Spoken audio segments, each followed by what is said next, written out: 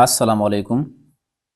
راځئ چې نن در باندې د جیل سیف الملک سیل وکم او د جیل سیف الملک اهم او تاریخي معلومات در سره شریک کم. جیل سیف الملک د سطح سمندر نه څومره اوچت دی؟ سیف الملک کم چې د مصر د بادشاه اسیب بن صفوان زوی و د ناران د غرونو ته څنګه راغلی و؟ آیا د سیف الملک او د بدری جمالي قصه حقیقت دی؟ جیل سیف الملک په پاکستان کې په څوم نمبر ښکلی ځای دی؟ دا او نور ډیر تاریخي معلومات هم په دې ویډیو کې. جیل سیف الملک د خیبر پښتونخوا په ضلع محاصره کې د وادي کاغان شمالي اړخ ته د ناران نه 14 کیلومتره لرې د ملیکا پربت د غرونو ترمنځ واقع دی، کوم چې د سطح سمندر نه 9.5 فوټه اوچت دی. دغه جیل 2.5 کیلومتره اوږد او 1500 میټره پلن دی. د دغه جیل ژوروالی 130 فوټه دی. جیل سیف الملک په پاکستان کې د سیاحو دپاره په 5م نمبر ښکلی ځای دی چې د ملک د بیلابیلو سیمو نه ورته خلک د سیل سپاټو لپاره راځي. چې کله سیاح د ناران بازار ته ورسي نو هلته قیام وکړي. ناران بازار ډیر ښکلی بازار دی او هر قسم خوراک او بهترین هوټل پکې ملاویږي. سیاح په دې بازار کې د خوراک نه مزې اخلي. دلته د جیل سیف الملک ټراوټ میان هم ملاویږي. سحر چې کله سیاح د سیف الملک جیل ته ځي نو د ټاون په مقامي جیپونو کې سفر کوي، ځکه چې په دغه سختو او اوچتو لارو واړه او چت ګاډي مزل نشي کولی. د جیل سیف الملک په دغه سختو لارو کې به تاسو ته واړه واړه ابشارونه، ګلیشر او د قدرت نظارې په نظر راځي چې د ستاینې وړ دي. دا وخت موږ د جیل سر ته راورسېدو. زما سره د ډیوا لرننګ اکیډمۍ محترم اساتذه کرام فضل کبیر، اجمل صافي، امیر سلام صاحب، شفیع الله صافي او وزار الحق صافي موجود دي. د جیل سیف الملک سره خوا کې مقامی خلکو بازار لګولی دی چې پکې د خورا څښاک څیزونه ملاویږي.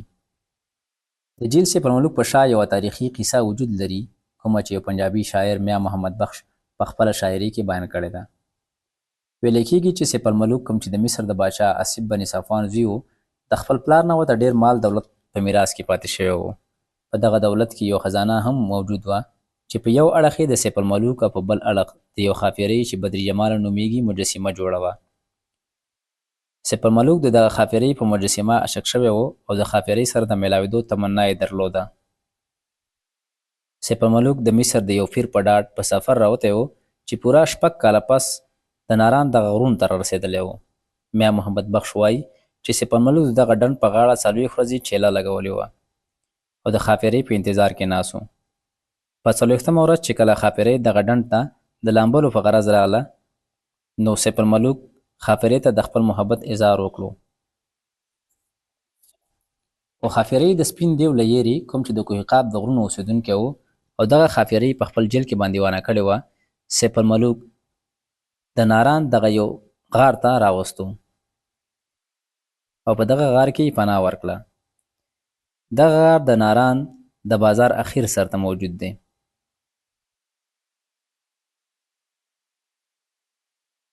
ویل کېږي چې سیف الملک او بدر جماله تر دې دمه په دغه غار کې ژوندي دي او چې کله د قمري کال 14مه نیټه راځي نو د جیل سیف الملک سیل ته خیږي. د جیل سیف الملک نه بره یو بل جیل هم موجود دی چې انسو جیل ورته وایي، کوم ته چې د جیل سیف الملک نه پیادل 6 غنټې مزل دی. ویل کېږي چې کله سپین دیو په خافرې پسې دغه غرونو ته راغلو او خافرې ورته په لاس رانغله نو دومره یې وجړل چې د اوښکو نه یې دغه جیل جوړ شو. جیل سیف الملک د سیال سپاټو دپاره ډېر خوندور ځای دی، کوم ته چې هر کال د 2000 نه سیوا باراني سیالګر په چکر راځي.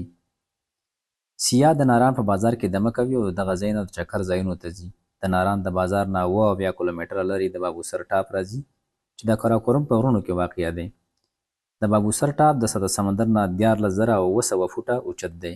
چې کله سیاه د بابوسر ټاپ ته خیږي نو په لاره کې د لالوسر جیل، لالازار، باټه کونډي، کونهار ریور او نور د سیال سپاټو د ځایونو نظاره کوي. Thank you very much.